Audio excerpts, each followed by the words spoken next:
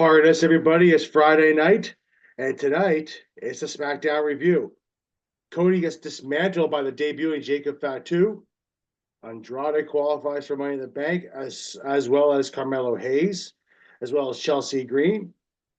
And CM Punk gets beat up by Drew McIntyre. Who'd have thought? Who saw that Who saw that coming? Who saw that one come?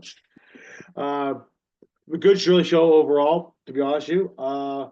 Before we get down to the business here with SmackDown, what went on, let's go talk to see how Doug is doing, how Doug is feeling today. He seems a little beaten by the heat. Oh, yeah. The heat's been brutal. That has been. It's been pretty shit. But, nothing you can do about it. It's true. That rain kind of helped a little bit, though. But I mean, it just made it a little more humid. But it's actually not too shabby, though, either. I'll tell you what, okay? I was on my way home today. I was in downtown Hamilton. Yeah. And, walk from where I work Where you work to where I got to take the bus. Yeah. Where I work to where I take the bus is about a 10-minute walk. Mm-hmm. And I'm walking in the rain as the sun's beaming down on me. Must have been somewhat refreshing. No, it was like Okay. the most humid. It was the most humid thing you can possibly imagine. Well, it shows how hot it's been because that rain came down and all you saw was steam coming off the ground. Oh, I know. Shows how hot it actually has been because you don't see that unless it's that hot. No, you're right. So, but yeah, it was brutal for sure. And if you don't think we're brutal, make sure you subscribe down below here. Small press for you guys if you like the content. Big thing for us though. Okay, sit down, subscribe. That's all you gotta do. Like, share, subscribe. And a YouTube exclusive last night. Ooh, it was YouTube exclusive last night too. Posted our first Dynamite review in about 4 months. About 4 months, yeah. So it's definitely a little rough out there, folks, but give us a chance to just by myself. It's weird talking by yourself sometimes. Anyway, let's get to SmackDown here. CM Punk opened the show in Chicago, and quite frankly, you know what? You gotta stop doing this stuff in Chicago for CM Punk. You guys just if it comes back, just put it anywhere. It doesn't matter. It doesn't have to be in Chicago. But it comes out, starts making a little bit of a mockery of Drew McIntyre, a little bit, I found. Mm-hmm. But then out of nowhere, something we haven't seen in a very long time with CM Punk, his former advocate, Paul Heyman, showed up. You want to take it from there, Doug? Yeah, so Paul Heyman comes down and kind of pandering to Punk. Yeah. I thought he was going to try to go back to Punk for a second. Hesitating, calling Solo the head of the table. We'll get to him in a second. Yeah. Because, boy, did Solo have a night. He had a night. That Bloodline had a night. Oh, yeah. Bloodline was all over this show. It's good, though. But anyways, Paul Heyman gets in the ring. They embrace. Paul Heyman's kind of crying. But then he came down to warn CM Punk, told him to get out. Otherwise, Solo and the Tongans are going to come down and beat him up. Yeah. Well, it wasn't the Tongans that beat him up. It wasn't the Tongans that beat him up. No. So they're cornering Punk. Punk refuses to acknowledge Solo. He started to a little bit, then turned it around. Yeah. And went as far as to call Solo a fake tribal chief. Yeah. I believe that was the line. And then as they go to jump them, Cody Rhodes comes in with a baseball bat. Yeah. Scares him off. Yeah, and challenges Solo Sikoa to a match that night in the main event of SmackDown, which that was a hell of a main event for what it was. You talking the match or the segment? Because we'll talk about the whole thing in general. Okay, go ahead. We're not gonna do that quite yet, though. After that, though, Cody makes a save for CM Punk, makes the match. Come back to go to Money in the Bank qualifying matches. First one of the matches, Bianca Belair, who with Jade Cargill, we're talking about getting a rematch clause done. Yep. Meanwhile, Bianca went out to go against Mishin and Chelsea Green. It was a good match. I liked the result. I really enjoyed the result. I mean, yes, it was like the typical, most devastating move in all of pro wrestling, the roll up. But for who it was, There for was the a couple roll of up, them. yeah, it worked out well though. I'm very happy with Chelsea Green being in it. I don't think Bianca barely. I'll be honest. I would have been happy either Michin or Chelsea Green being. I don't think Bianca Belair needs to be in it. I think she'd be Mm. as far away from that for a little bit. Yeah. Yeah. Sorry. No worse. Hmm. Yeah, it's just doesn't need to be in Anyways, there. yeah. I agree. I feel like Bianca's kind of suffering from like overexposure in the main event scene. Yeah, So having her step down doing this tag deal with Jade, um, which I'm sure will lead to a match. I'm looking at SummerSlam right now, probably by the looks of it, the way it's going to go. possibly. Yeah, that's kind of the way I think they're shooting for right now is SummerSlam, which I'm perfectly fine with. It doesn't need to drag on for a whole 6 months till Mania. It doesn't have to. No, not everything has to end at Mania. No, not everything at all. Depends on the story. Hmm. Uh, After that, we see. Meanwhile, Bailey was watching this whole match. The back there, he got confronted by Blair Davenport. I'm still waiting to see have a match from you on SmackDown. She has to have another next week in a qualified match. Hmm. Uh, Basically saying she's gonna come after Bailey if she wins the Money in the Bank contest. Money in the Bank. Good. Looking forward to that. I like Blair Davenport. I liked her in NXT. I like her here. And I'm looking forward to see what they can do with Blair Davenport. Looking Sure. forward to it. Yeah. After that, we're in the back area. Here's some. Can't remember what was going on at that point. There was kind of like a big blur. Grayson Waller was being a fake ass friend. Yeah, Grayson Wall. I don't, I mean, he's doing his job. I don't like him at all, but like, he's just fight him. But I just don't like him. I didn't like him in NXT either. I just found he's just annoying. Quick sidebar. Okay. Um, I saw a clip. Undertaker did an interview with Chris Van Vliet. I was listening to it last night a little bit before I Yeah, fell asleep. and he made this comment about Ludwig Kaiser, Hmm. and he said like he can be a great villainous heel because like he's got that look where you just look at him and be like, I don't like that guy. Grayson Waller has that same effect. Yeah, he does. He really does. I didn't think about it that way. You got a point. Yeah. Uh, there's this banging going on against them garage door, and everybody doesn't know what it is, but they're expecting it to be probably the Wyatt Six. Sick.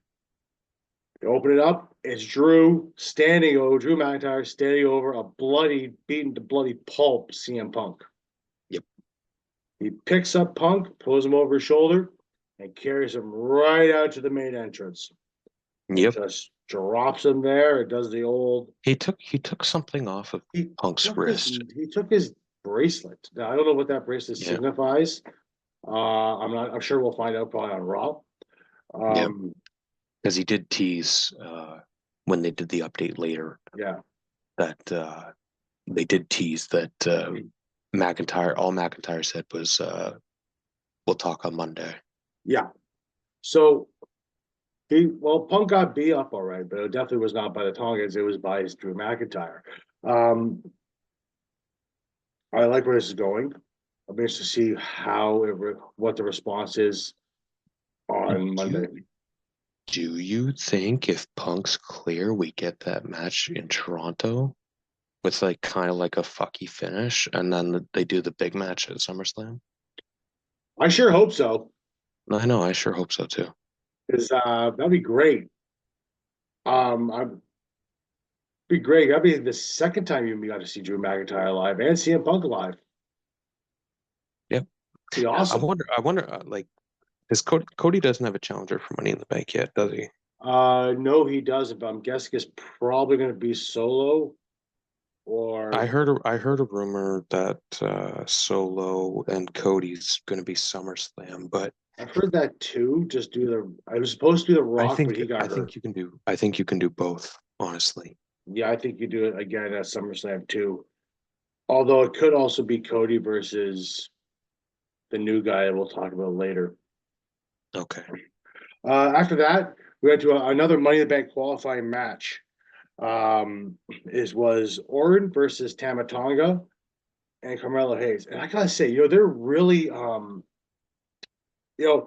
some people who come from New Japan, they don't do very well with. They don't.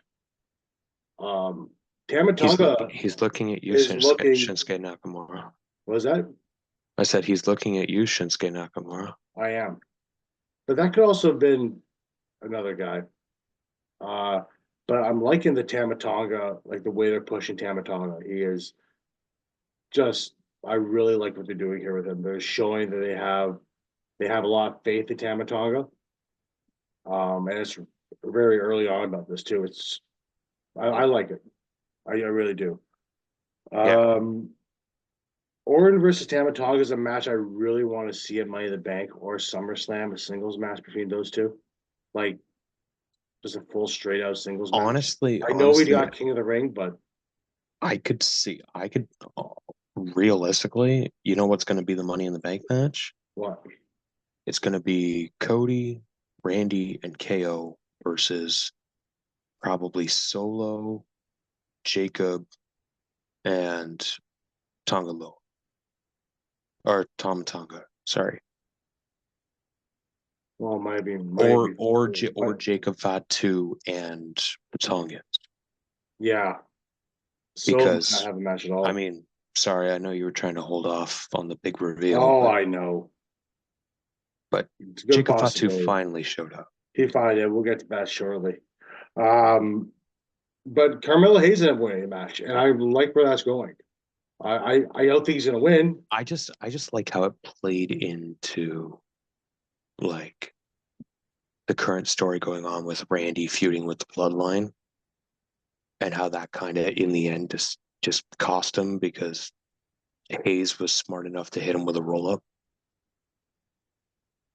I like that one part where Randy he couldn't get that table to break for the life of him because he put Tamatonga through it. Then he proceeded to put Carmelo Hayes through it and wouldn't break.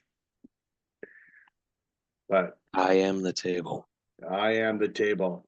I like this version of Order right now. I'm still wondering why they haven't. Well, we still have several months to go till Mania and the Rumble, so I'm assuming they're going to pull that trigger eventually on the Orton and Cody stuff. But we'll wait and see if I'm assuming that they have to do it with the title, but they don't have to. I'm assuming they have to do that. I mean, I know you could probably do it without the actual title involved, but the title just makes it a lot more interesting. Well, it's one of those ready-made feuds that you can pull. You can pull the trigger on at any moment. So yeah, I feel that maybe probably Cody's program between September and November, leading into like Survivor Series. Well, Survivor Series, which will also be the blood. Well, if the rumors are true, it will be Bloodline Civil War. Roman should be back, so that would make sense if Cody and Orton do that match. Speaking of Roman, Solo said something to the effect of Roman's not coming back. Yeah, I was gonna get to that shortly, but hey, Solo, I'm calling bullshit. Yeah, from what I've heard, there's rumors out there right now that he's coming back in July. Now, well, to be fair, SummerSlam is literally the last day of July. Well, makes you wonder if, by the way, full disclosure, I get to do it this time. We are going to Money in the Bank in Toronto. So, is it possible? It's probably a big possible. It's probably a smidgen of a possibility. Roman shows up at Money in the Bank. Especially if they do that 6-man, it's a possibility. I hope so. That'd be awesome. Yeah, I think that if they do that 6-man like I just talked about, Yeah. I think there's a strong possibility Roman comes back.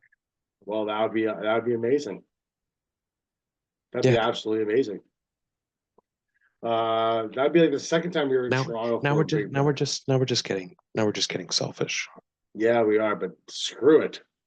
Everyone else is allowed We're to be can screw it. We're Canadians. everyone else is allowed to be selfish nowadays. Why can't we? Uh so after that match, like I said, it was a really good match. Carmelo Hayes won with us. Surprise roll, most devastating move again. That's the second one in this match. Second one this show.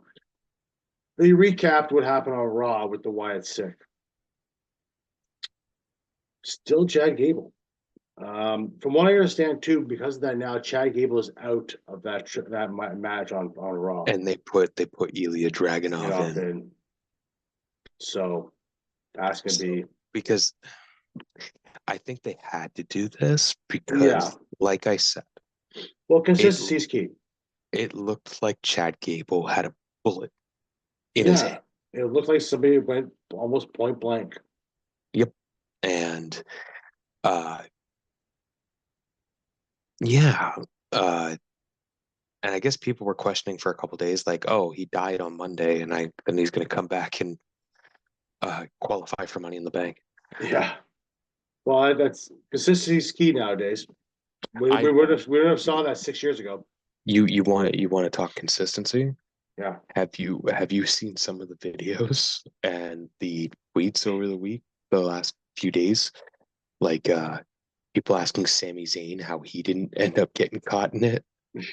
Uh, Yeah. Jay Uso Well, has from retired the Fireflies. oh yeah. Well, you also Uh, see too. Apparently this the Gable was targeted. From what I understand, the rumor is he was targeted.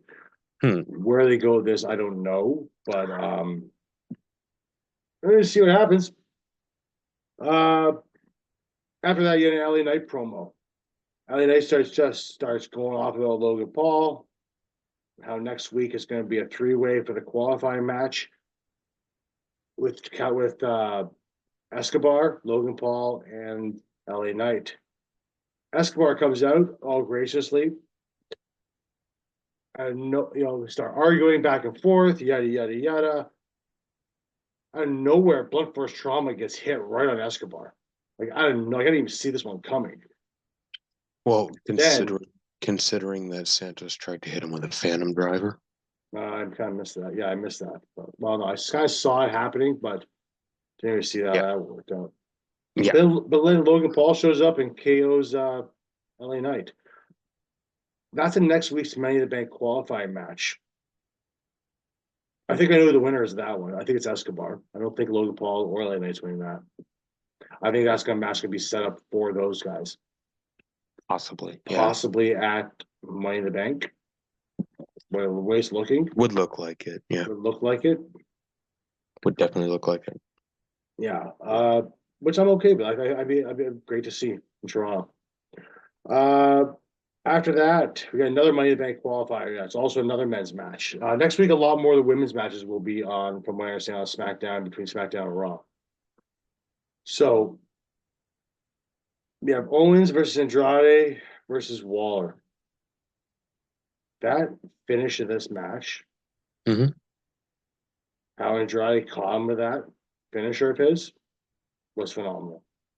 Not Yeah. to quote AJ Styles, it was just Well, really really cool. to be fair though, I mean, to be fair, Grayson Waller does a really good job at taking other people's moves. Yeah, the one thing I'll give him, he's good at selling stuff. Yeah, He really is good like at selling stuff. him in theory, I feel like they both come from the Dolph Ziggler school of selling. They probably do actually. They probably hung around Dolph Ziggler for quite a while before he left. But He's doing a pretty good job though in TNA though. I wonder if you're going to see him and come back to NXT at some point. I wonder. possibly, I wonder. I mean, considering the way things are opening up between TNA uh, and NXT. So wouldn't be Did surprised. What's that? Joe Hendry? Yeah, Joe Hendry, most likes on a WWE channel on YouTube. Yeah. So And I think he's going to be back. Also, while we were recording on Monday, I was talking about, Tuesday, right? Yeah. I was talking about the Battle Royal. Yes. And because Ethan Page wasn't eliminated, Yeah. he got a match against Javon Evans in the main event and then beat Javon Evans. So that's going to be a triple threat. Yeah. In Toronto. Yeah, at Heatwave. That's gonna be really cool. And that's actually I don't good. like it's not guaranteed yet, but No, I would say logically that's what's happening. absolutely is. So Andrade won. Excellent match. I thought it was really good. I'd be lying if I said I didn't want KO to win, but I know where this is probably going with KO anyway, so I'm okay with that. I'm okay with Andrade winning. I'm really happy with Andrade winning. They think they finally need to do something with Andrade and not just have that LWO crap. Yeah. Like you brought this guy back for a reason. Let's utilize him and use him. He was utilized great in NXT, not so great on the main roster when a certain other senile bastard was there. Now we have somebody who's better in charge. Let's use Andrade right this time. I like that. Mm-hmm. Let's go to the finale. Cody versus Solo. The And match the itself, debut. Match itself was short. match itself was meh. It's a normal, whatever. But it was designed that way. It got to a point. Cody Rhodes had just finished ping ponging Solo off the steel steps. Yeah. Throws him into the ring where he's jumped by Tama Tonga and Tongaloa. Yeah.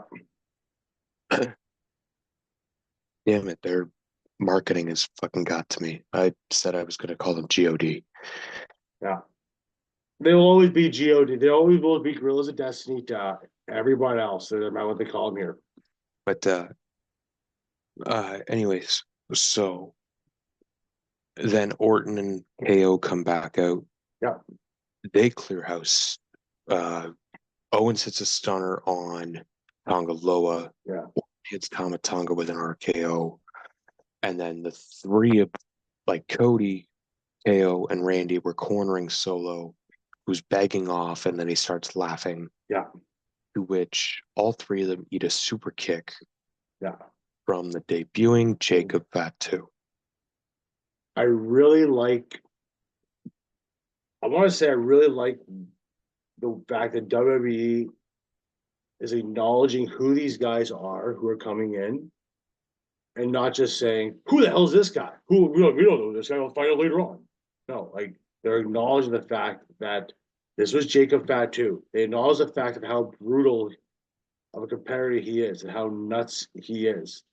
Like Wade Barrett literally said at the end of the segment, there's a werewolf on the loose in WWE, referring to Jacob Fatu. Yeah.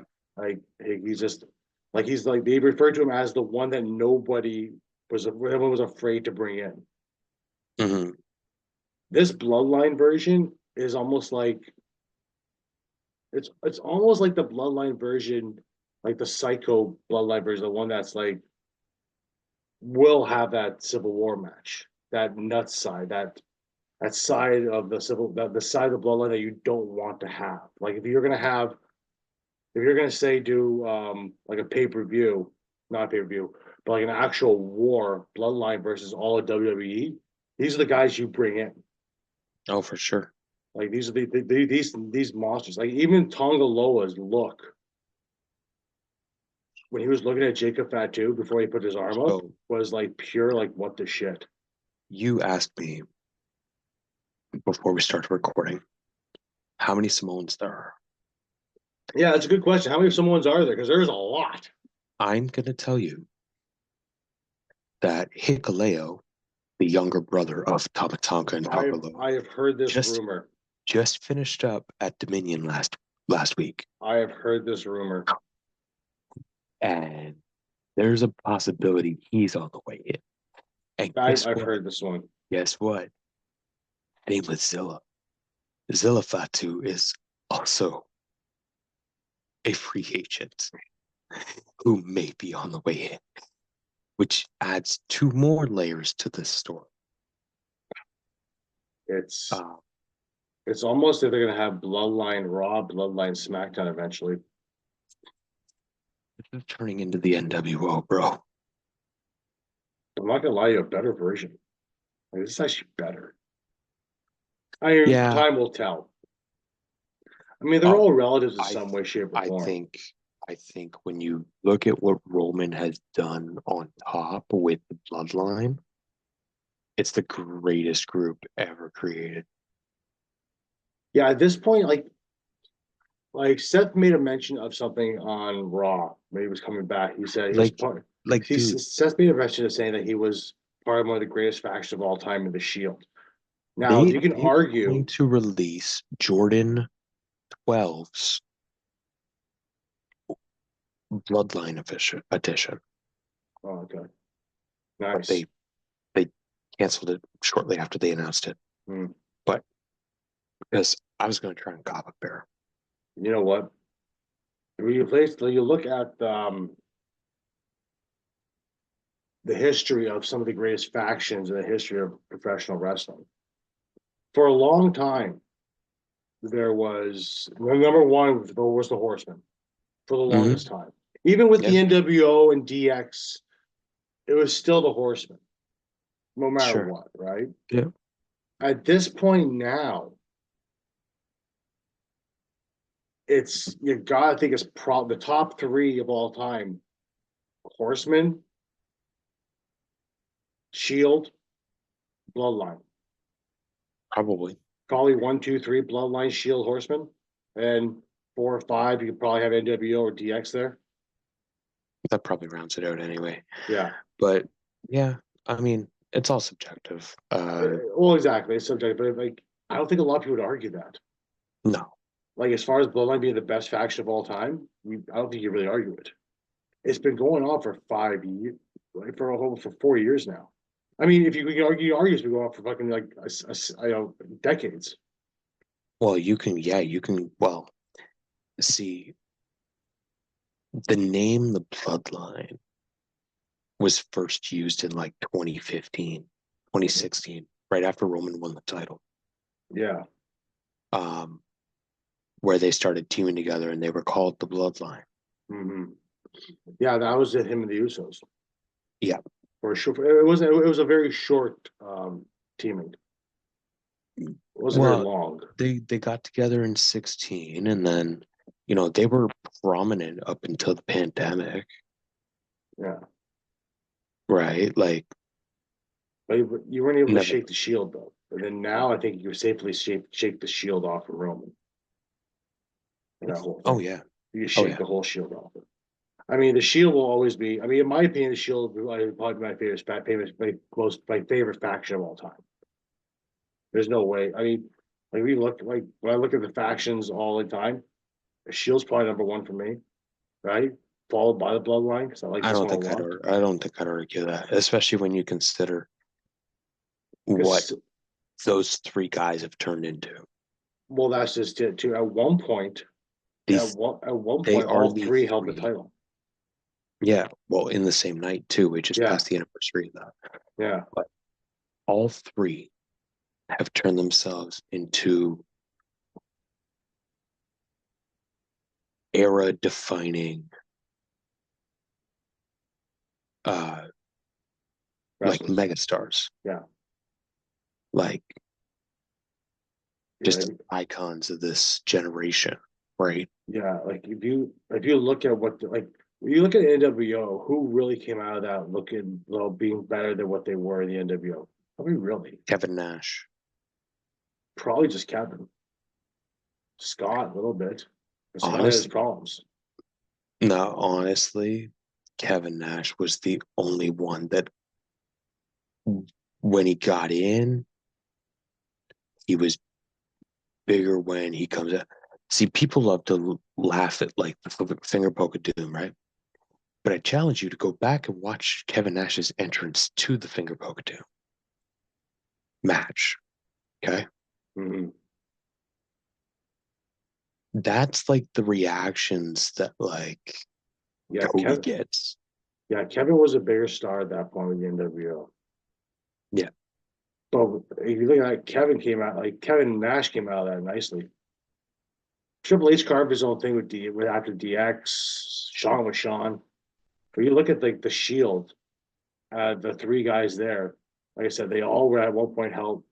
They've all held the WWE title at one point, and they all at one point were the champion of their own promotions. And was last year or the year before? It was one, two, Last year three. in the PWI 500. Yeah. So it's probably the greatest faction of all time when you think about it. Yeah. Time will tell whether or not the bloodline with these guys here, what happens.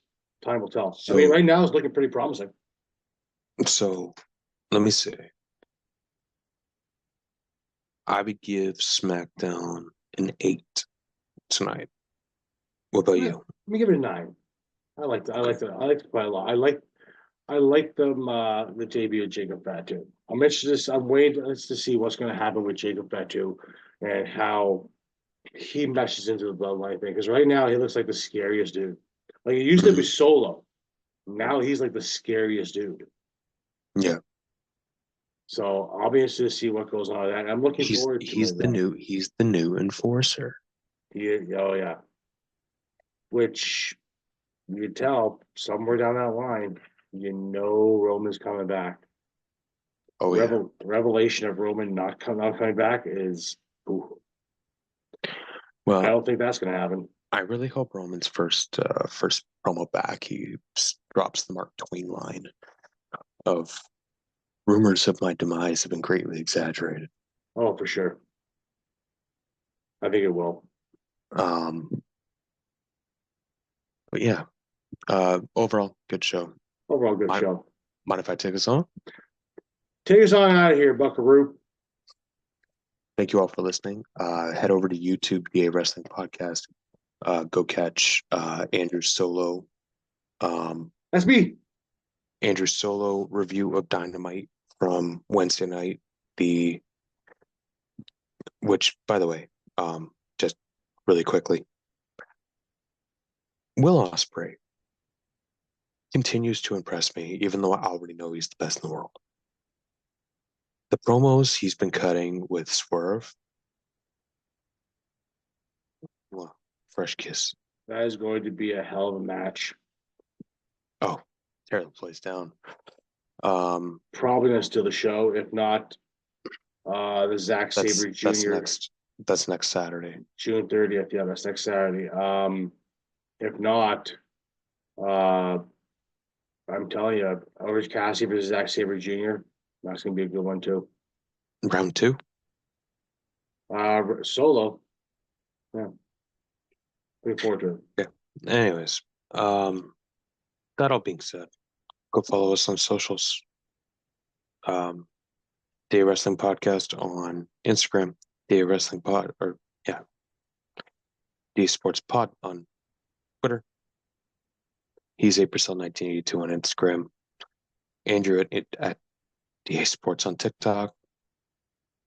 I'm D Lines 1991 on X, and we'll catch you down the road. Have a good one, everybody.